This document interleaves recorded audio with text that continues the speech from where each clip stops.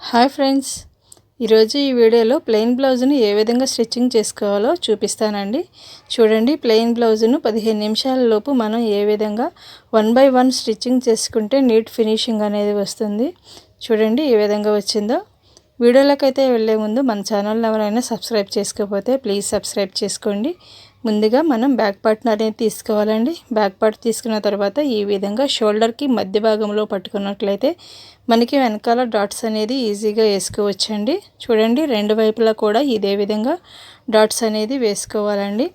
ఈ విధంగా డాట్స్ అనేది వేసుకున్న తర్వాత నెక్స్ట్ చూడండి, ఈ విధంగా రెండు వైపులా కూడా డాట్స్ వేసుకోవాలి.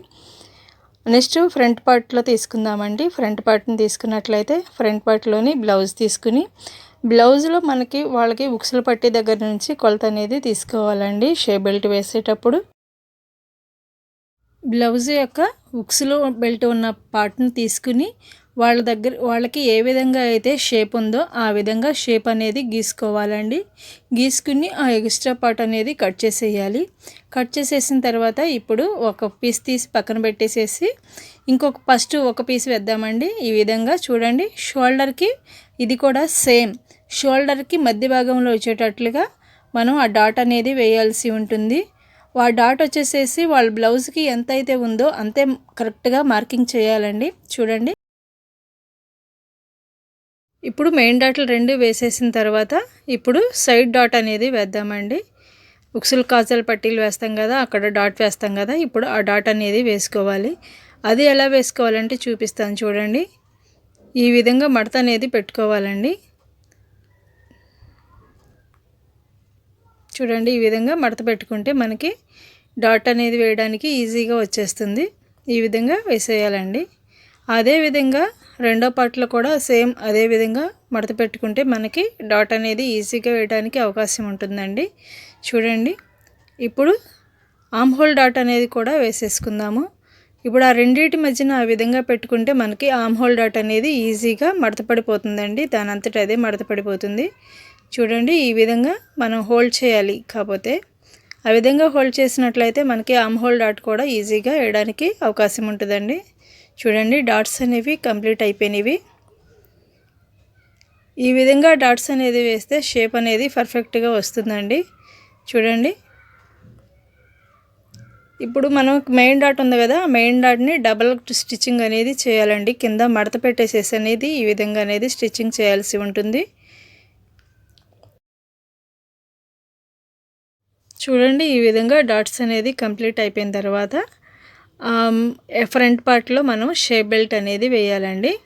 చూడండి, షేప్ బెల్ట్కి ఈ విధంగా మందపాటి క్లాత్ను మెయిన్ ఫ్యాబ్రిక్ని కూడా తీసుకుని ఈ విధంగా స్టిచ్చింగ్ చేసుకోవాలండి. చేసుకున్న తర్వాత దాన్ని మళ్ళీ వెనక్కి హోల్డ్ చేసి ఈ విధంగా మరొక కుట్టు వేసుకుంటే నీట్గా ఉంటుందండి. చూడండి, ఈ విధంగా కుట్లేసిన తర్వాత వాళ్ళ బ్లౌజ్కి మనకు ఆదికిచ్చిన బ్లౌజ్కి ఎంతైతే షేప్ బెల్ట్ ఉందో అంత పర్ఫెక్ట్గా కట్ చేసుకోవాలండి. కట్ చేసుకుని మనం ఆ షేప్ బెల్ట్ అనేది బ్లౌజ్కి అటాచ్ చేయాల్సి ఉంటుంది. చూడండి, ఈ విధంగా బ్లౌజ్కి అటాచ్ చేయాలి. ముందుగా మెయిన్ ఫ్యాబ్రిక్ను కింద పెట్టి ఈ విధంగా అటాచ్ చేయాల్సి ఉంటుందండి. చూడండి, ఇప్పుడు షేప్ బెల్ట్ అనేది ఈ విధంగా కుట్టేసుకోవాలండి. నేను కుట్టే ఈ షేప్ బెల్ట్ వచ్చేసేసి మనకి ఖర్చులు అనేవి లోపల ఉంటాయండి. అసలు బయటికి ఖర్చు అనేది కనిపించదు. ఈ విధంగా రెండు బెల్ట్లు కూడా ఈ విధంగా ఫ్రంట్ పార్ట్లో జాయింట్ చేసేసుకోవాలి. చూడండి, ఏ విధంగా జాయింట్ చేస్తున్నానో ఈ విధంగా మనం జాయింట్ చేసుకున్నట్లయితే చాలా నీట్గా ఫినిషింగ్ అనేది నీట్గా ఉంటుందండి. చూడండి, నెక్స్ట్ ఏ విధంగా చేయాలో.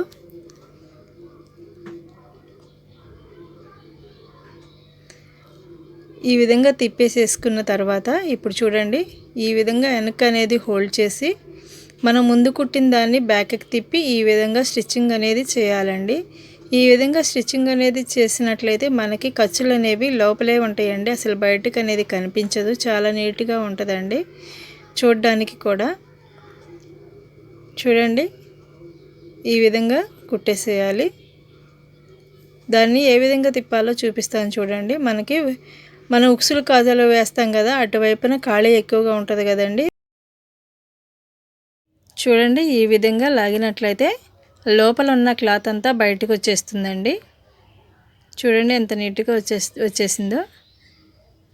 అసలు ఖర్చులు అనేది కనిపించకుండా షేప్ బెల్ట్ చాలా నీట్గా ఉంటుందండి. ఇప్పుడు వచ్చేసేసి మనం బ్యాక్ పార్ట్లోని నడుము దగ్గర కింద ఈ విధంగా బెల్ట్ అనేది వేయాలండి. చూడండి, ఈ విధంగా బెల్ట్ వేయాలి. మనకి నడుము దగ్గర డాట్స్ వేస్తాం కదండి, ఆ డాట్స్ దగ్గర కొద్దిగా మనం కుచ్చులాగా పెట్టాలండి. ఎందుకనంటే మనం చేతి పని చేసినప్పుడు చాలా నీట్గా ఉంటుందండి అట్లా పెట్టినట్లయితే.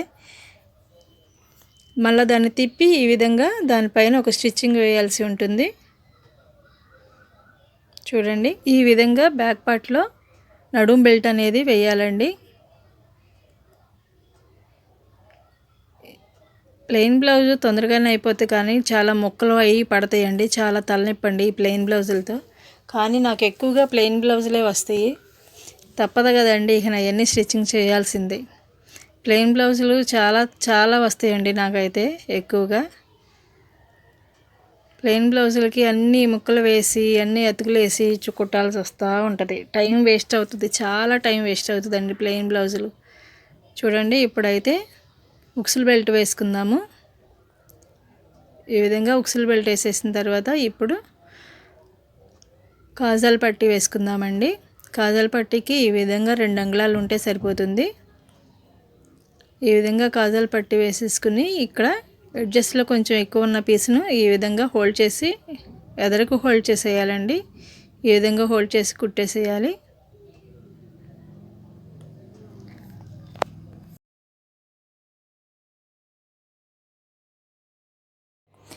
ఈ విధంగా ఉక్సులు పట్టీ కాజాల పట్టీ అనేది స్టిచ్చింగ్ అనేది చేసుకోవాలండి. చూడండి, ఈ విధంగా 2 స్టిచ్చింగ్ అయిపోయిన తర్వాత మనం ఇప్పుడు షోల్డర్ జాయింట్ చేసేసుకుందామండి. చూడండి, ఈ విధంగా షోల్డర్ అనేది జాయింట్ చేయాల్సి ఉంటుంది. ముందర బ్యాక్ పార్ట్ పెట్టి దానిపైన ఈ విధంగా తిరగవేసి చూడండి, ఈ విధంగా పెట్టుకోవాలి. ఈ విధంగా పెట్టుకుని డబల్ స్టిచ్చింగ్ అనేది చేయాలండి. షోల్డర్ దగ్గర మాత్రం ప్రతిదీ కూడా డబల్ స్టిచ్చింగ్ అనేది వేయాలండి.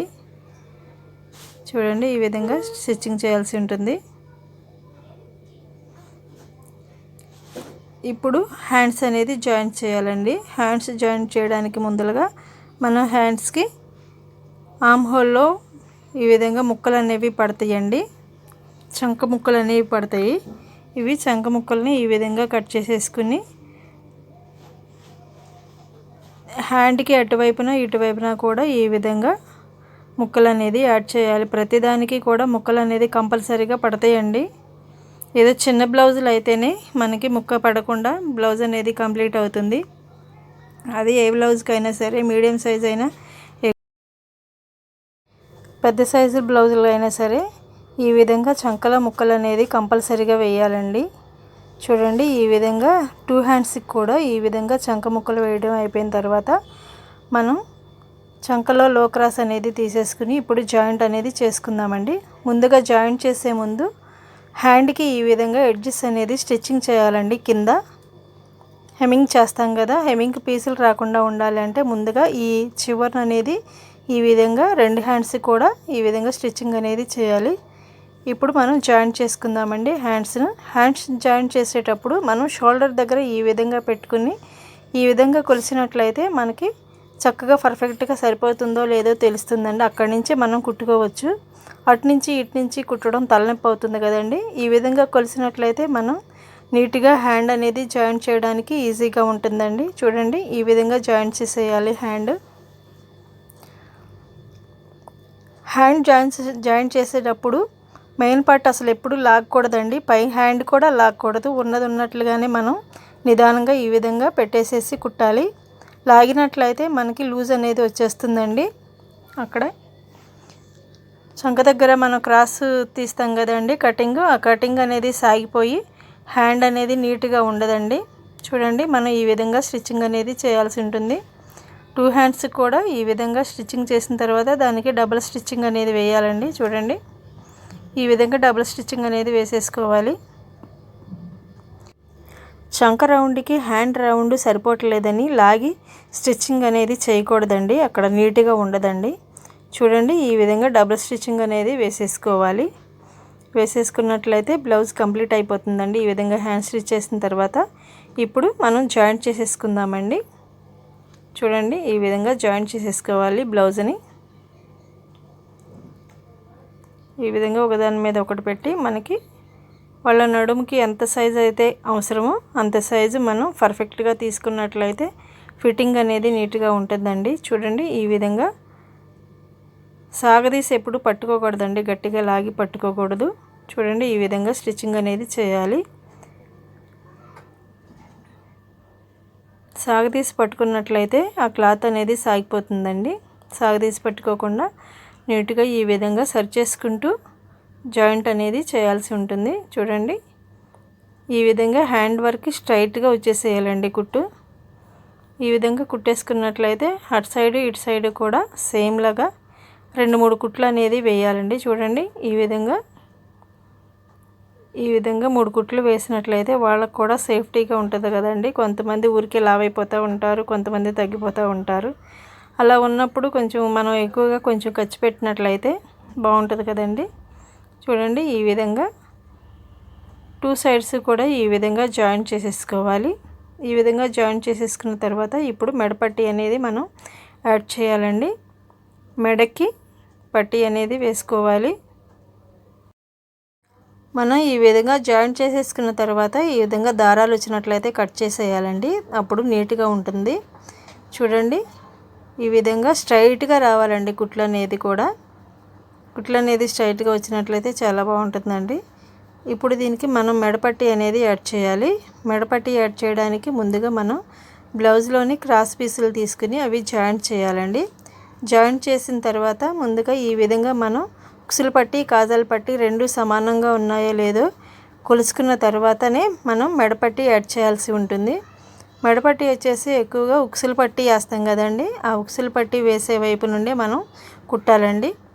చూడండి, ఏ విధంగా కుట్టాలో ఈ విధంగా పెట్టి చిన్నగా మడత అనేది పెట్టాలి. మడత అనేది పెట్టినట్లయితే చూడండి, ఇలా పెట్టేసేసి ఈ విధంగా మడత పెట్టి మనం ఫస్ట్ ఒక స్టిచ్ అనేది వేయాలండి. మొత్తం ఈ విధంగా మెడ చుట్టూరు కూడా ఈ విధంగా క్రాస్ బెల్ట్తో మనం ఒక స్టిచ్ వేసిన తర్వాత దాన్ని మడత పెట్టి మళ్ళీ వెనక్కి తిప్పి ఒక కుట్టు వేయాల్సి ఉంటుంది. చూడండి, ఈ విధంగా కుట్టు వేయాలి. చూడండి, ఈ విధంగా వెనక్కి తిప్పి కుట్టేయాలండి. ఈ కుట్టు వచ్చేసి ఇటు చివరి ఎడ్జ్ మీదే పడాలండి. ఆ విధంగా పడినట్లయితే బ్లౌజ్ నీట్గా ఉంటుందండి. ఈ కుట్టు వేయడంతో బ్లౌజ్ కంప్లీట్ అయిపోతుందండి. ఆ ఎక్స్ట్రా ఉన్న పీస్ని అనేది కట్ చేసేసి హెమ్మింగ్ చేయాలి. చూడండి, ఈ వీడియో కనుక మీకు నచ్చినట్లయితే లైక్ చేయండి, షేర్ చేయండి, సబ్స్క్రైబ్ చేయండి. థ్యాంక్ యూ సో మచ్ అండి.